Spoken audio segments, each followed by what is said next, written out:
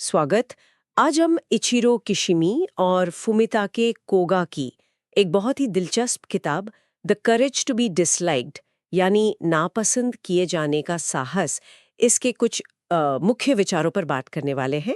ये किताब Alfred Adler के मनोविज्ञान पर आधारित है और इसे लिखा गया है एक दार्शनिक और एक युवा के बीच बातचीत की तरह, जो समझने में काफी आसान बनाता है इसे। हमारा मकसद आज ये समझना है कि ये किताब कैसे बताती है कि शायद हम अपनी सोच, अपना नजरिया बदलकर ज्यादा खुशी और एक तरह की आजादी पा सकते हैं। हमारे पास इसका एक सारांश भी है जिसमें मेन पॉइंट्स दिए गए हैं, तो हमारी चर्चा उसी के आसपास रहेगी। हाँ, और ये एडलरियन मनोविज्ञान काफी दिलचस्प है क्योंकि ये व्यक्ति के अपने चुनाव, उसके लक्ष्य, उसकी जिम्मेदारियां इन पर बहुत जोर देता है। ये उन पुरानी सोच से थोड़ा हटकर है जो मानती हैं कि हमारा आज जो है वो सब अतीत की वजह से है। एडलर का नजरिया एक तरह से चश्मा बदलने जैसा है, ये देखने के लिए कि हम बाहरी हालात के या अतीत के सिर्फ शिकार नहीं हैं, बल्कि हम अपने जीवन को अपनी सोच से, अपनी व्याख्याओं से हम खुद बनाते हैं। ये कर्ता भाव पर जोर देता है। ठीक है, तो चलिए इसे थोड़ा और समझते हैं। पहला जो बड़ विचार इस किताब से या सारांश से निकल कर आता है, वो सुनने में तो आसान लगता है पर है बड़ा गहरा। वो ये कि खुशी बाहरी चीजों या लोग क्या सोचते हैं इस पर निर्भर नहीं करती, बल्कि ये पूरी तरह से हमारा अपना अंदरूनी चुनाव है, हमारा फैसला है। सारांश में भी यही लिखा है, जिंदगी में खुश रहना आपके विकल्पों पे डिपेंड करता है, ना कि दूसरों की सोच पे।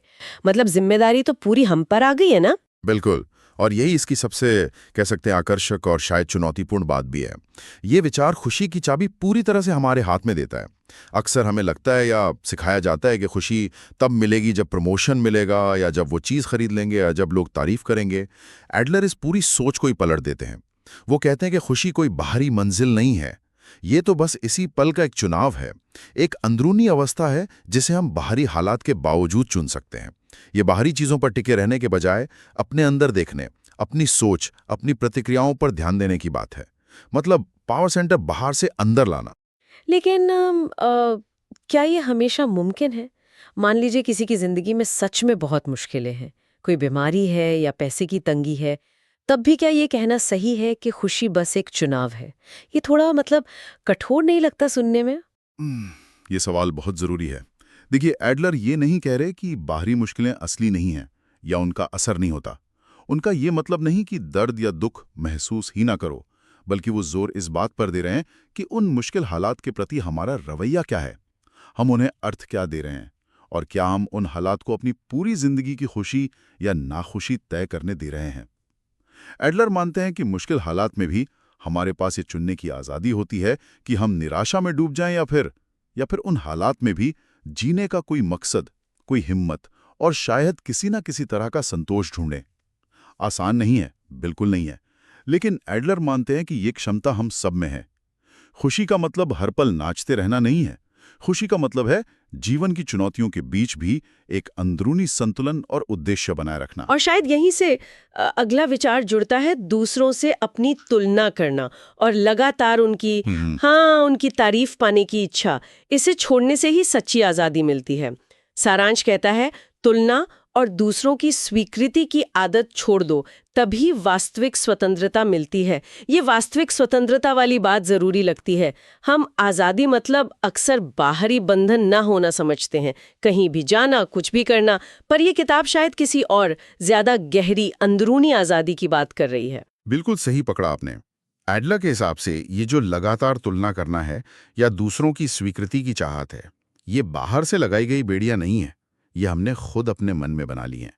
सोचिए, जब हमारा सारा ध्यान, सारी ऊर्जा इसी में लगी है कि वो क्या सोचेंगे, क्या मैं ठीक कर रहा हूं, वो मुझसे कितना आगे है, तो असल में हम अपनी खुशी का, अपने आत्मसम्मान का रिमोट कंट्रोल दूसरों को दे देते हैं, है ना। हम उनकी प्रतिक्रियाओं के एक तरह से गुलाम बन जाते हैं।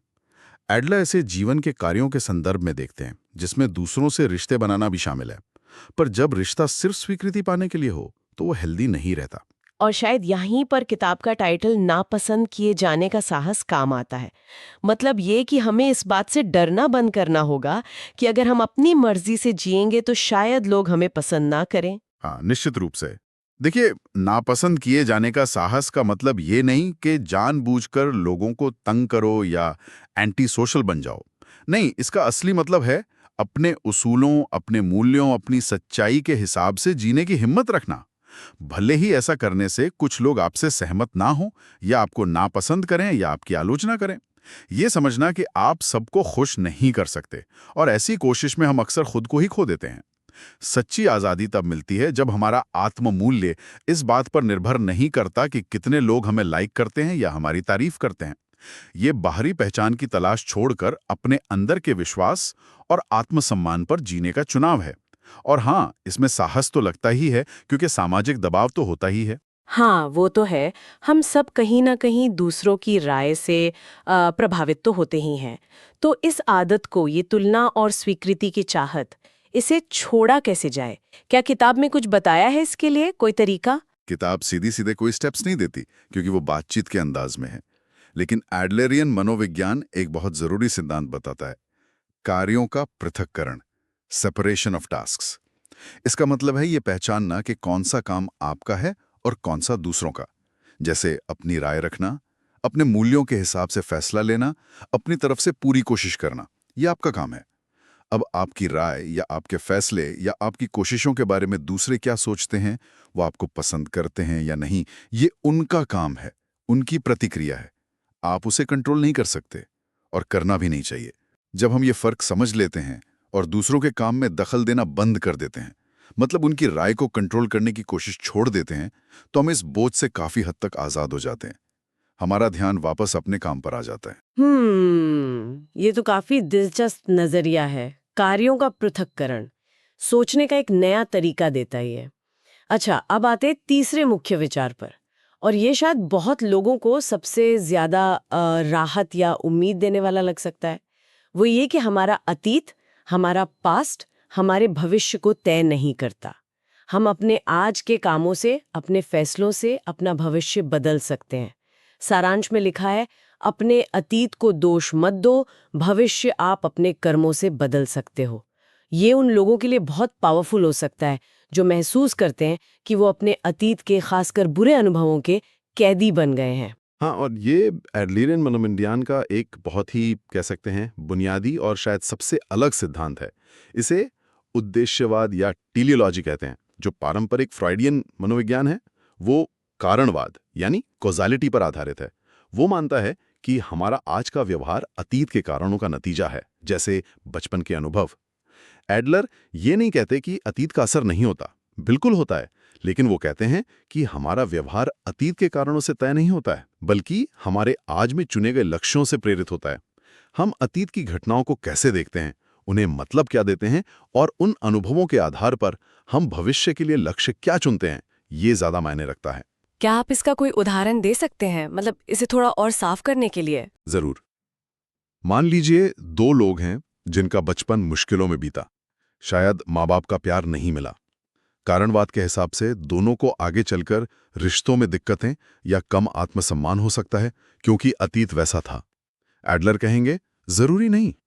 एक व्यक्ति उस अतीत को ये मतलब दे सकता है कि दुनिया भरोसे लायक नहीं है, मुझे अकेले ही रहना होगा, और वो वैसा ही व्यवहार करेगा, शायद लोगों से दूर रहेगा। दूसरा व्यक्ति उसी अतीत को ये मतलब दे सकता है कि मैंने बहुत दुख झेला है, इसलिए मैं ख्याल रखूंगा कि मेरे बच्चों को वो प्यार मिले जो मुझे नहीं मिला, और वो इस लक्ष्य के हिसाब से व्यवहार करेगा, शायद एक बहुत अच्छा पेरेंट बनेगा। घटना वही है, अतीत वही है, लेकिन उसे दिया गया मतलब और चुना गया लक्ष्य अलग है, जिससे व्यवहार और भविष्य भी अलग हो गया।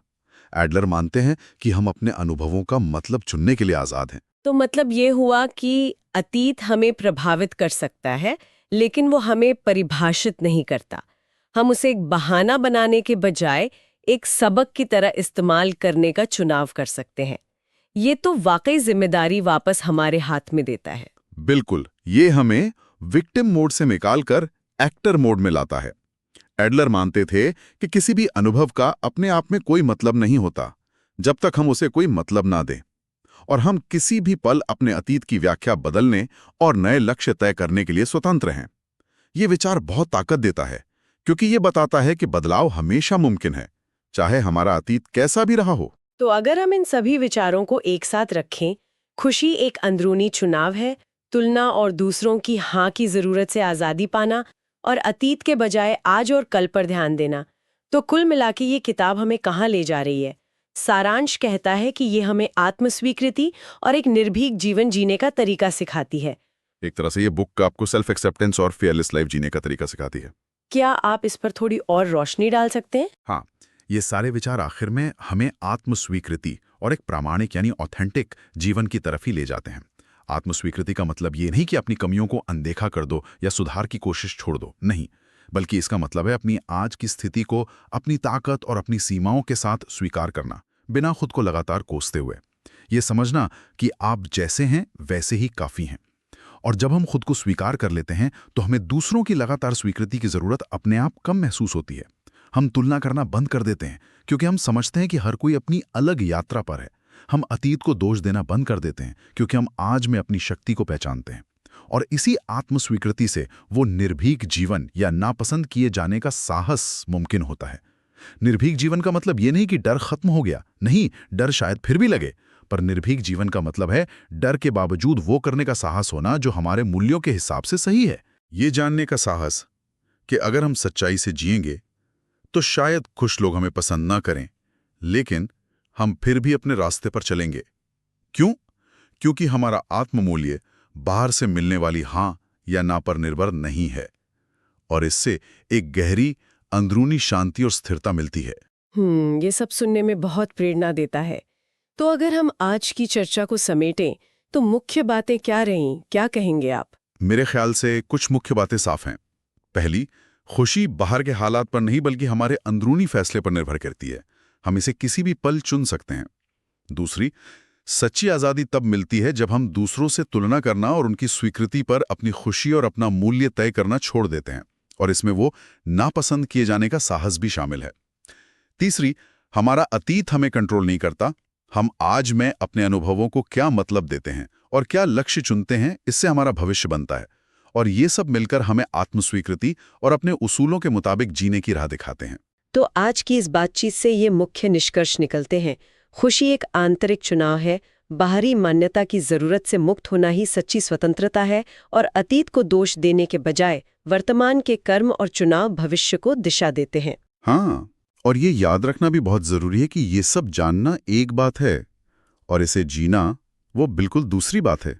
जैसा कि किताब का टाइटल ही कहता है, ये साहस का काम है। ये कोई एक बार का हल नहीं है, बल्कि एक लगातार चलने वाला अभ्यास है, प्रैक्टिस है। रोज की छोटी बड़ी बातों में हमें बार बार ये चुनना पड़ता है, क्या हम दूसरों की उम्मीदों पर चलेंगे या अपने मूल्यों पर?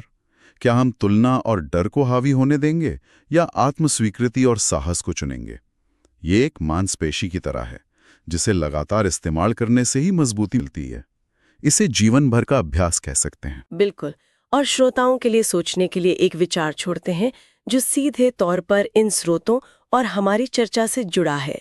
जरा सोचिए, अगर हमें सचमुच पूरी ईमानदारी से बाहरी तारीफ या मान्यता की जरूरत महसूस ना हो, अगर हम नापसंद किए जाने के साहस को पूरी तरह अपना लें, तो हमारे जीवन के किन हिस्सों में सबसे बड़ा और सबसे सकारात्मक बदलाव आ सकता है? हमारे रिश्तों में, हमारे काम में, करियर में, हमारी क्रिएटिविटी में, या शायद हमारी मानसिक शांति और खुद के साथ हमारे संबंध में? इस पर विचार करें कि यह अंदरूनी स्वतंत्रता हमारे बाहरी जीवन को कैसे बदल सकती है। आज के लिए बस इतना ही।